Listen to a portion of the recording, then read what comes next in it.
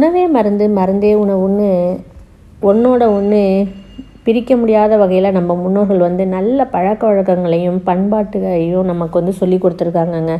ஆனால் அதை ஃபாலோ பண்ணுறோமா இல்லையா அப்படிங்கிறது ஆன்சர் நம்மக்கிட்ட தாங்க இருக்குது. நம்ம முன்னோர்கள் சமையலுக்கு பயன்படுத்திய ஒவ்வொரு பொருளுமே உடலுக்கு பலவித நன்மைகள் செய்கிறதா தாங்க இருக்குது.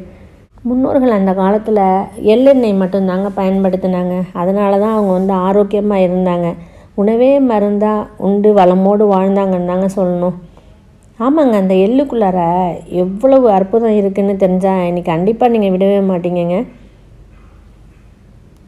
இதனால தான் நம்மளுடைய முன்னோர்கள் இளைத்தவனுக்கு எள்ளு கொழுத்தவனுக்கு கொள்ளுன்னு சொல்லியிருக்காங்க. இது ஒரு மருத்துவ பழமொழின்னே சொல்லலாங்க.